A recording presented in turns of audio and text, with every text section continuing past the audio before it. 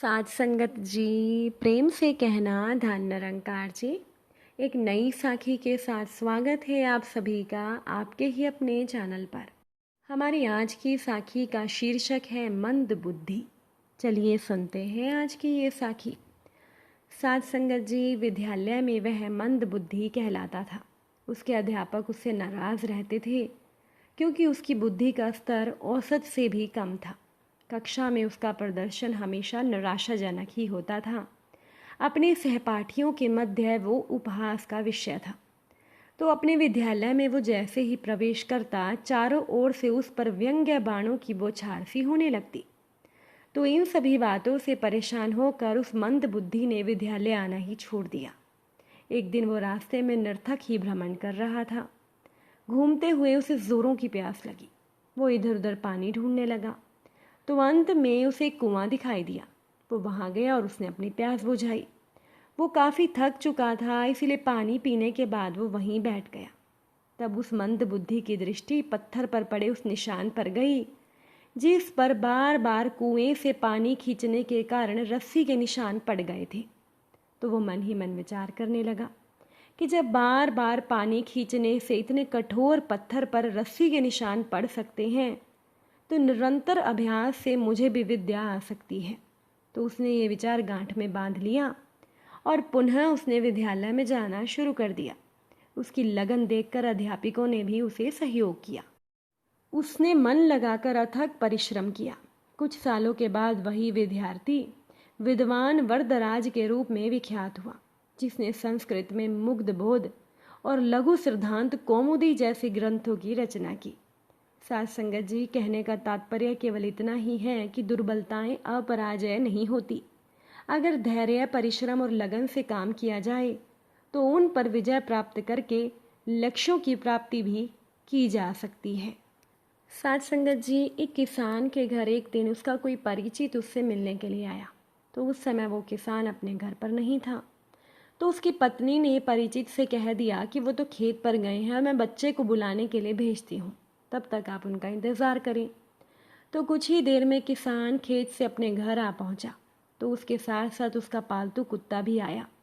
तो कुत्ता ज़ोरों से हाँफ रहा था। उसकी ये हालत देखकर मिलने आए व्यक्ति ने किसान को पूछा कि क्या तुम्हारा खेत बहुत ज़्यादा दूर है? किसान ने कहा, नहीं, पास में ही है, लेकिन आप ऐसा क्यों पूछ रही हैं?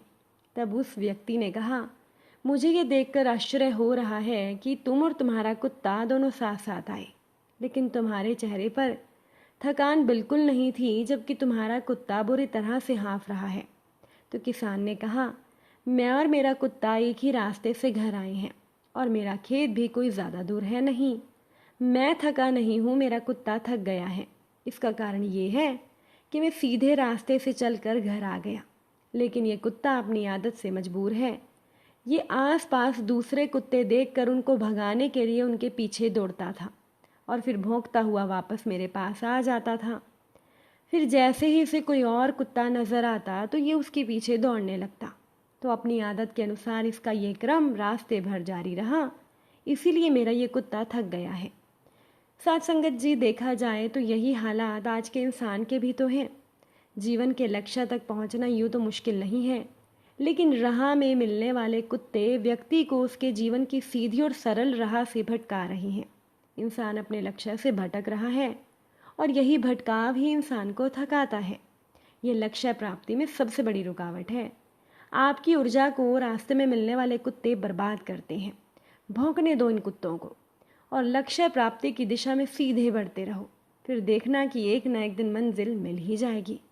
लेकिन अगर इन कुत्तों के चक्कर में पड़े रहोगे तो थक ही जाओगे।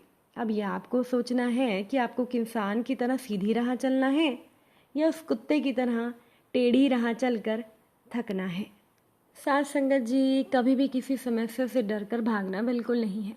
और अगर आप अपने जीवन का लक्ष्य प्राप्त करना चाहते हैं तो भगवान हनुमान जी की 4 बातें आपके काम आ सकती हैं।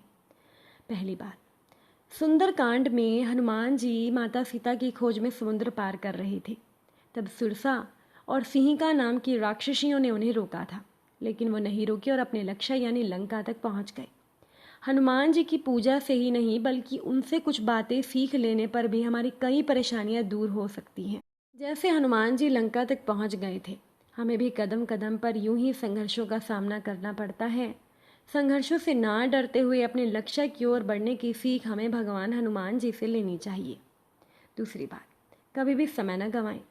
हनुमान जी ने समुद्र पार करते समय सुरसा से लड़ने में समय नहीं गंवाया। सुरसा हनुमान जी को खाना चाहती थी। तब उस समय हनुमान जी ने अपनी चतुराई से पहले अपने शरीर का आकार बढ़ाया और अचानक छोटा रूप कर लिया।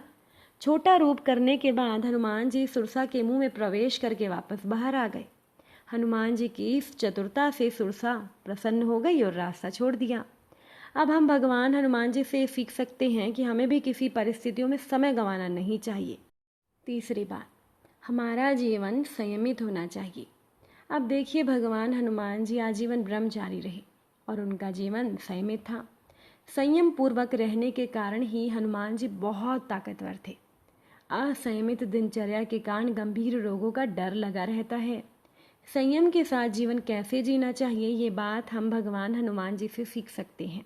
और चौथी बात, समाज सेवा होना चाहिए हमारा मूल उद्देश्य।